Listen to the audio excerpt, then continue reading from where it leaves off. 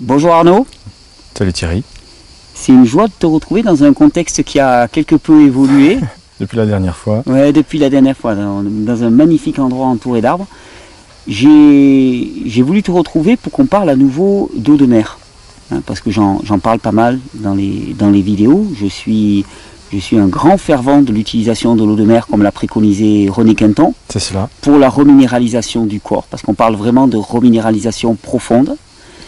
Et comme tu es quand même un des spécialistes en France de l'eau de mer, j'avais envie d'avoir quelques petites réponses. Alors on va commencer si tu veux par des choses banales, banales, relativement connues, et puis je pense qu'après on va évoluer vers des choses un petit peu plus pointues. L'eau de mer, souvent quand on lit des forums, la plupart des gens disent oui mais l'eau de mer c'est des minéraux qui ne sont pas biodisponibles. C'est ce qu'on entend. C'est ce qu'on entend. Voilà. Et il faut bien comprendre une chose, la constitution majeure d'un corps, les 3/4 de sa constitution, c'est de l'eau. Et pas de l'eau douce, c'est de l'eau de mer isotonique, puisque tous nos liquides physiologiques contiennent tous les minéraux présents dans la planète. Alors, tu veux dire qu'on est rempli d'eau de mer? Et les 3/4 de notre constitution, c'est de l'eau de mer. Tous nos liquides similaire à l'eau de mer. Voilà. La même concentration de minéraux qu'on a dans l'eau de mer. Voilà. Donc il y a du sel. Alors il y en a... Il y a du sodium. Il y a du sodium, il y a les 138 éléments du tableau de Mendeleïev, à la fois dans nos tissus, mais également dans l'eau de mer. Donc on va retrouver ainsi une similitude entre ce que l'eau de mer comporte et nos propres tissus internes. D'accord.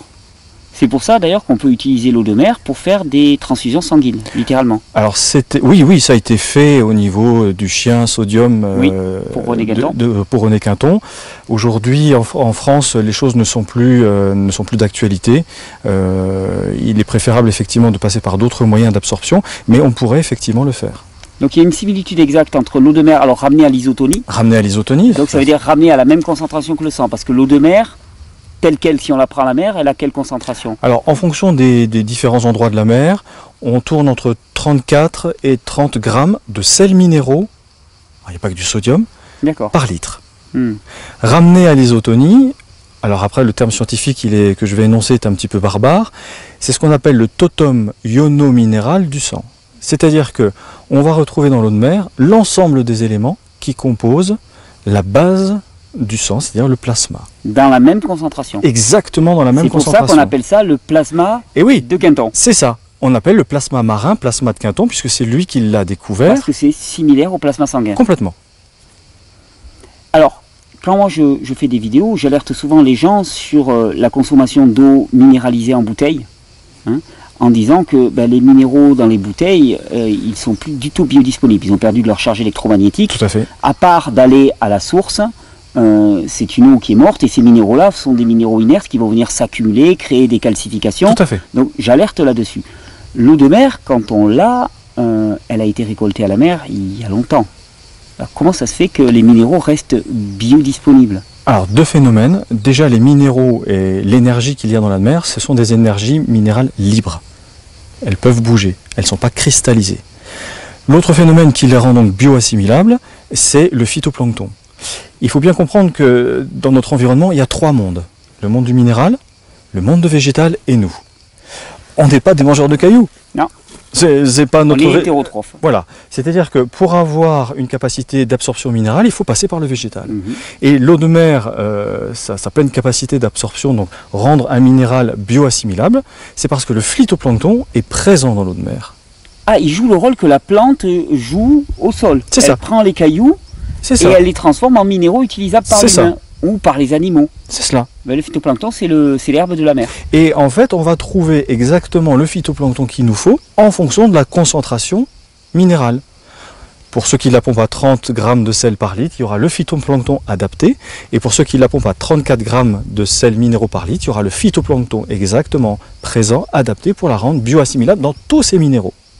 Mais alors à ce moment-là, ce phytoplancton, il doit être présent dans les bouteilles. Donc quand tu filtres, il faut filtrer tout en laissant le phytoplancton. Alors, dans le protocole original de René Quinton, il y avait une microfiltration très simple. C'est vrai que l'eau de mer n'était pas elle était de meilleure qualité à l'époque. Oui, il n'y avait pas de plastique dedans.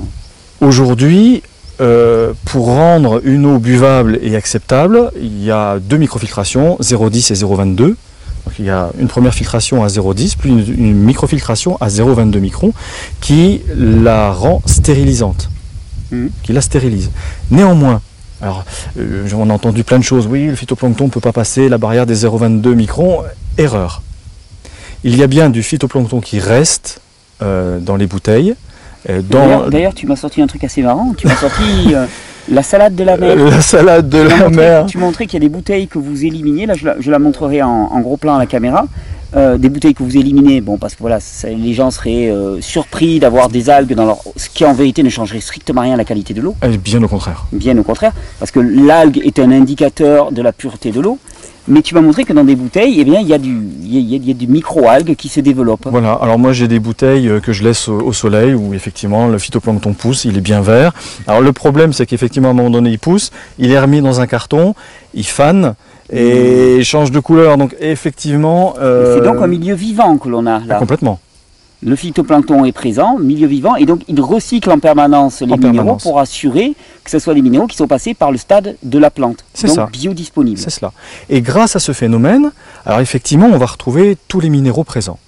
Quand le corps absorbe l'eau de mer avec des minéraux biodisponibles, dont certains éléments, il n'en a pas la nécessité, parce qu'il est passé par le phytoplancton, il sait l'éliminer. Il n'y a pas de résidu possible des minéraux présent. Parce que tu prends le totome, mais par exemple tu vas avoir besoin de magnésium mais pas de calcium. C'est ça. Hein, ou tu vas avoir besoin de potassium, il y a du potassium, il y a du sodium, il y a tout dedans. Il fait son marché et le reste. C'est ça. Il élimine parce que c'est une énergie libre et qui est toujours vivante. D'accord, donc c'est la grande différence. Donc l'eau de mer, il ne faut jamais la chauffer. Ah non, surtout pas. Et bon, on va en profiter de cette information. Notre eau de mer a été testée par certaines personnes et on voit une grande différence dans les résultats entre de l'eau de mer qui est chauffée et de celle qui ne l'est pas. Oui, tu m'as dit que tu revenais avec des résultats assez intéressants là d'une personne qui est spécialisée dans l'étude de l'eau de mer, et qui t'avait dit qu'elle avait été très surprise parce que ton eau, qu'elle avait regardé au début comme une espèce d'intrus qui arrivait dans le grand cirque de l'eau de mer, parce qu'il y a beaucoup de pression, beaucoup de tension, beaucoup d'enjeux économiques là-dessus. Et parce que c'est clair. Tu diffuses une eau en bouteille de 1 litre, moins cher nettement que tout ce qui se fait, donc obligatoirement c'est un peu le trublion. Et que ton eau de mer avait une qualité qu'elle n'avait pas vue ailleurs. Oui, alors c'est une étude à l'aveugle qui a été faite, bon, sauf puisque l'eau de mer que nous diffusons a été spécialement ciblée dans cette étude.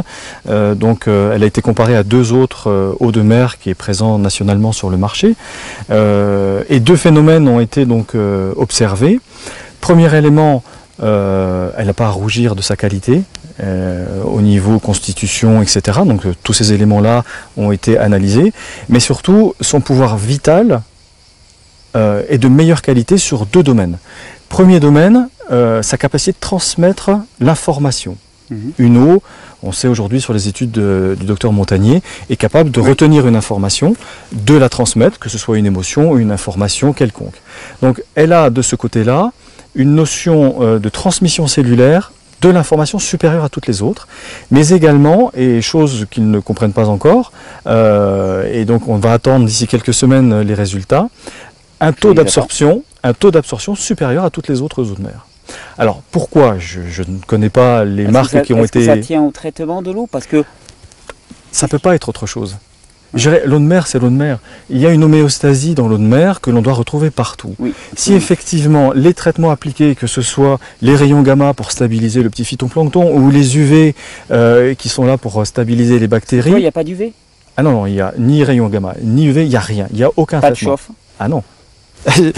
S'il y avait de la chauffe, il faut comprendre que dans la chaîne alimentaire de la mer, le premier élément de vie, c'est le phytoplancton. D'ailleurs, aujourd'hui, les marins se rendent compte qu'une mer est polluée parce qu'il n'y a plus le poisson. Mais le poisson, il mange quoi? Le zooplancton. Et le zooplancton se nourrit du phytoplancton.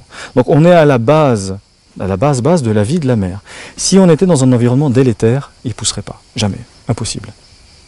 Donc, on est sur... Mais alors, à ce moment-là, par exemple, moi, tu vois, quand j'étais jeune, je consommais de l'eau de mer, par exemple, qui était en ampoule. Quand on réalise une ampoule, il y a bien un moment où l'eau est à l'intérieur et on doit la refermer. On la referme à chaud. L'ampoule, de ce que je connais du mode de fabrication, il y a une flamme qui vient fermer le verre.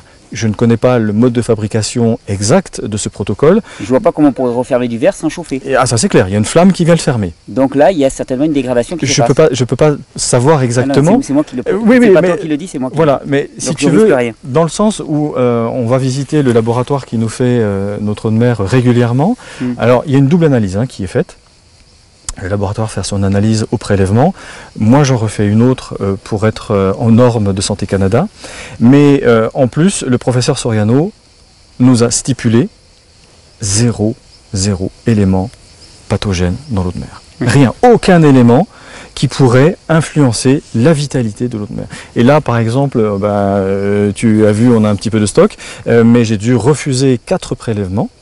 Alors, l'eau, elle est buvable, dans les normes même canadiennes. Parce qu'elle n'était pas à 0. Elle n'était pas à 0.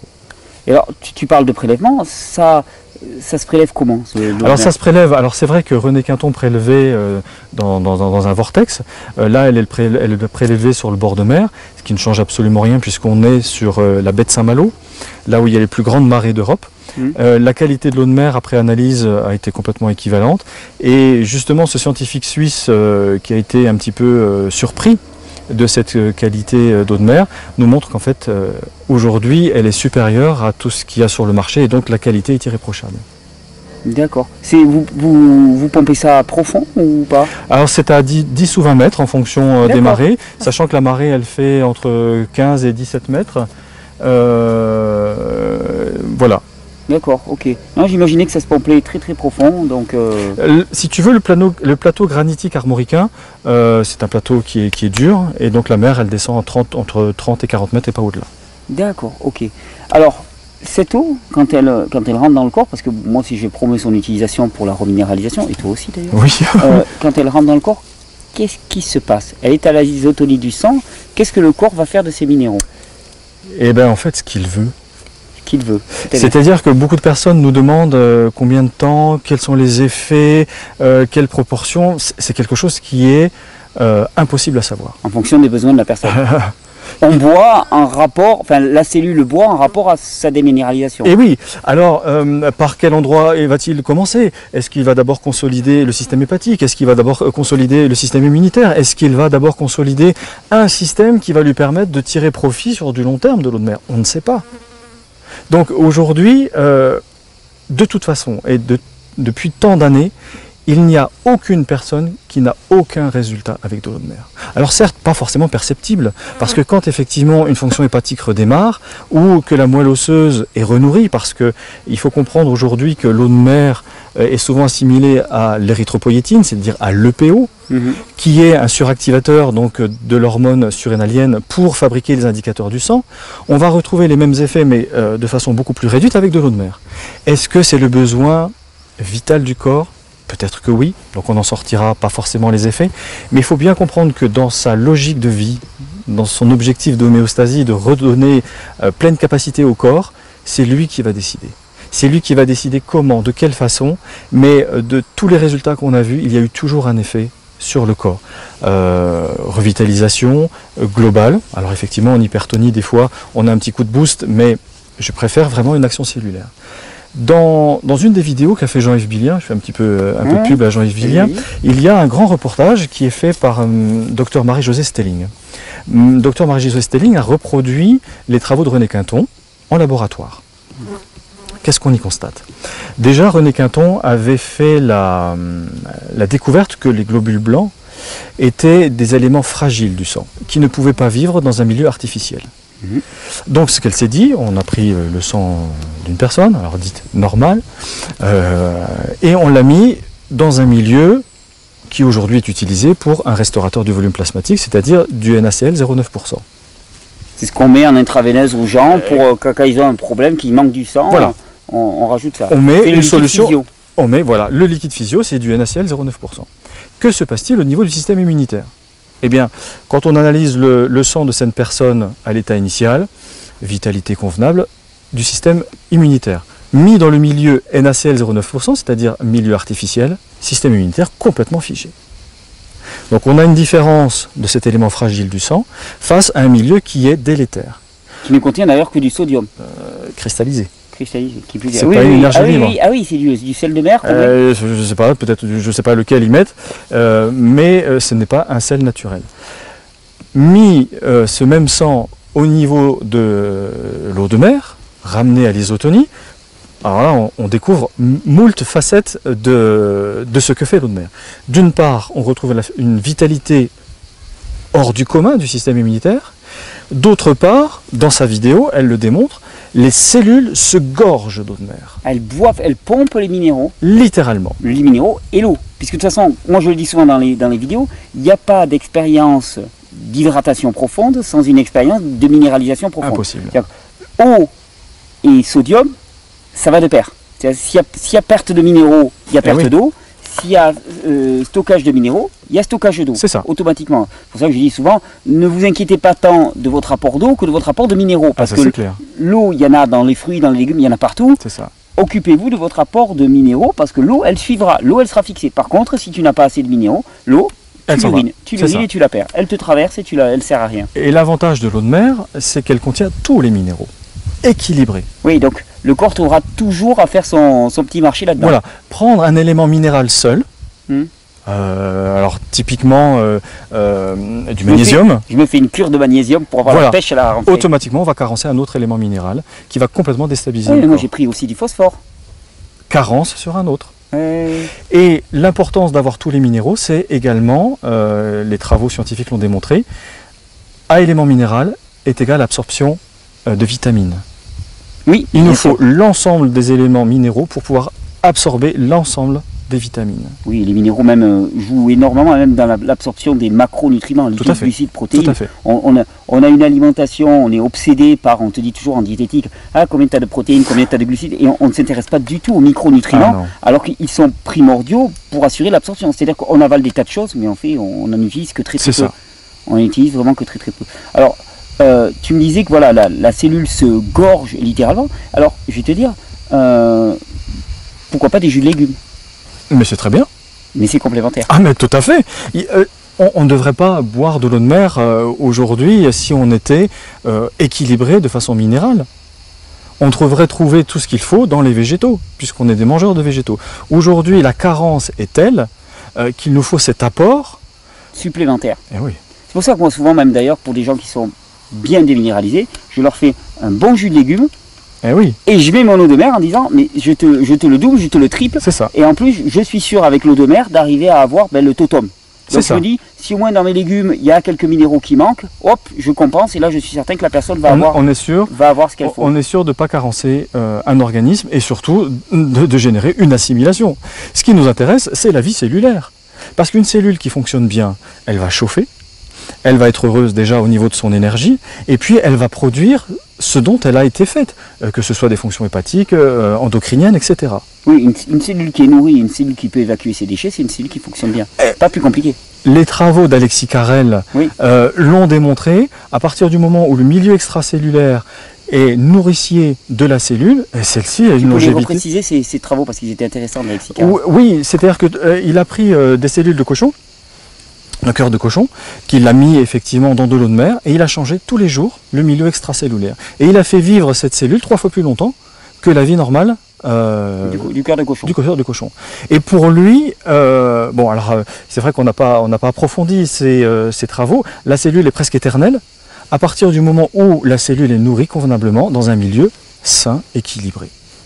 C'est-à-dire que donc là c'est là où on en revient à la notion d'émonctoire, c'est-à-dire que la cellule elle évacue ses déchets, mais ces déchets s'ils restent à proximité, c'est un peu comme le bébé qui fait caca dans sa couche. Si on lui laisse la couche, les déchets stagnent au contact de la peau, et donc il y a une irritation, il y a tous ces phénomènes. Par contre, il faut la couche, on pourrait s'en passer largement, donc c'est un exemple un peu limite, mais ce que je veux dire par là, c'est que si les déchets restent dans le milieu extracellulaire, alors à ce moment-là, il y a un moment où la cellule va faire quoi? Elle va suffoquer. Puis de toute façon, où est-ce qu'elle se nourrit? Elle se nourrit dans le milieu extracellulaire. Si ce milieu extracellulaire est plein de déchets, elle commence à être carencée, manque d'oxygène, et à ce moment-là, on commence à avoir des déficiences organiques. L'eau de mer permet, en microscopie à fond noir, et on le voit, de se régénérer le milieu intracellulaire. Oui, donc en fait, c'est un adjuvant, on va dire, à la reminéralisation profonde. Complètement. C'est pour nous un des piliers de la santé. Ouais, je suis d'accord. C'est notre constitution. J'adhère complètement. Mais alors, t'en bois quelle quantité? Alors ça c'est pareil. À l'isotonie. Toujours à l'isotonie. Ouais. C'est un petit peu à controverse, parce que certains préconisent 10, 20, 30 ml, alors c'est peut-être très économique, mais en tout cas ça ne renourrit pas cellulairement. Dans une bouteille d'1 litre, on fait à peu près, puisqu'on la ramène à l'isotonie, 300 ampoules. Hein, quand tu fais la multiplication, avec 1 litre tu fais 3 litres, tu fais à peu près 300 ampoules de 10 ml. Pour donner un petit peu les proportions. Oui, les ampoules qu'on achète en magasin bio. Voilà. Que préconisait René Quinton? C'est surtout ça qui nous intéresse. Si déjà on se base sur les travaux de René Quinton, il faut déjà savoir. Je me permets, si tu es d'accord, de présenter donc la réédition des travaux de René Quinton. Il est beau. Donc voilà, tout le monde peut avoir accès. Qui a fait ça? Quel éditeur? Je sais pas, je te les donnerai. C'est Ulan Press. Ulan Press, ULAN. ULAN Press. René Quinton. Ce sont des photocopies de toute façon. Hein. Ah oui, c'est les photocopies. C'est ça. René Quinton préconisait à l'époque 1/5 du volume plasmatique par jour. 1/5, quoi, ça fait 1 litre à peu près. Ça fait 1 litre d'eau de mer isotonique par jour. C'est là qu'il avait. C'est 100 ampoules. C'est ça. C'est là-dessus qu'était basée une régénération cellulaire.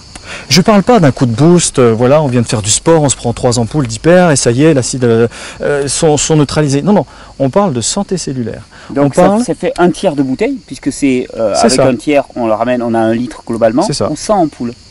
C'est amusant ce que tu me dis, parce que moi ça me rappelle, je te l'avais déjà parlé, mais quand je suis tombé au plus bas, que j'avais enchaîné des arrêts cardiaques, un petit matin, alors que j'étais vraiment à l'agonie, mon cœur était au point de cesser de battre, donc déminéralisation profonde, système nerveux complètement épuisé.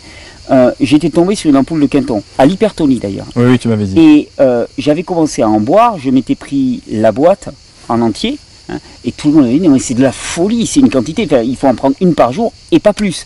Et moi, mon instinct me disait, mais bois ça, et j'avais bu presque 2 boîtes qui faisaient 40 millilitres, 40 millilitres d'hypertonique, ce qui ramenait à 1,2 litre, 1,3 litre d'isotonique. C'est ça.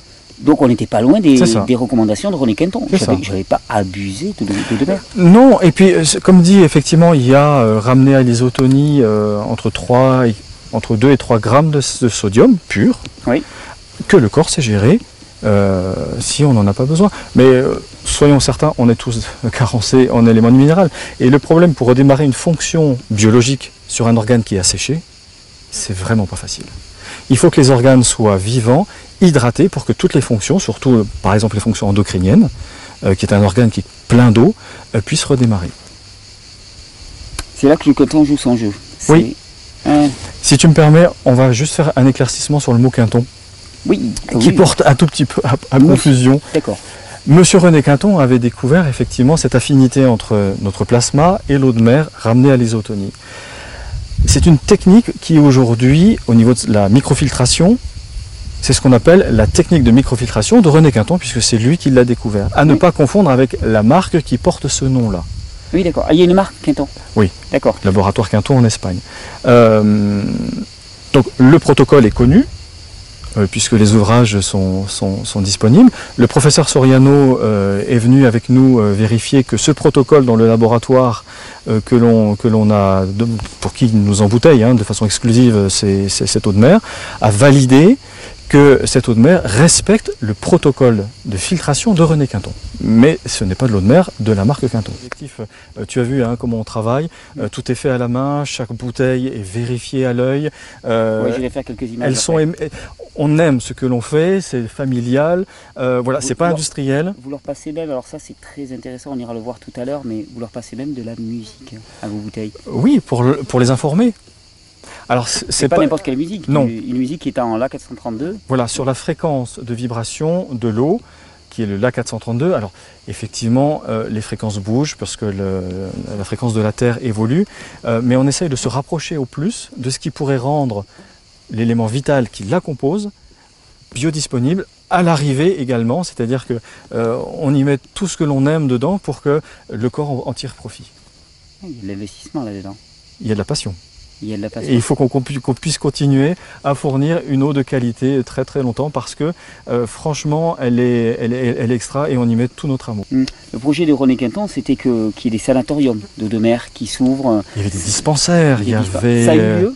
Oui, ils ont été fermés dans les années 80 quand l'eau de mer... Le grand obscurantisme. Oui, l'autorisation de mise sur le marché n'a pas été renouvelée. C'est dommage parce que c'est un produit qui est simple. Qui est évident, oui. Voilà. Qui peut être utilisé de multiples façons. Moi, j'en parle souvent. Je fais mes lactofermentations avec l'eau de Quinton et après le jus de lactofermentation, alors c'est du Quinton avec les produits lactofermentés dedans. C'est du plus. Ah mais c'est au niveau hygiène intestinale et tout, c'est extraordinaire, c'est rempli de bactéries bénéfiques, donc c'est fabuleux. Tout à fait. Je l'utilise pour boire comme ça, littéralement. On fait même les sauces à salade dans les stages et tout, et ça s'utilise partout. C'est extraordinaire. Moi j'ai toujours une bouteille de Quinton avec moi pour Le seul élément important, c'est quelques indicateurs de revitalisation un peu costaud ou de détox un peu costaud. Ça peut générer une petite migraine, une céphalée. Si on en prend trop d'un seul coup. Oui, c'est-à-dire que ça fait trop fonctionner. Les émonctoires qui ne sont pas forcément en état. Oui. Donc faire attention et progressivement augmenter jusqu'à 1 litre d'isotonie par jour. Et là, on est sur des phénomènes extraordinaires de régénération globale des corps.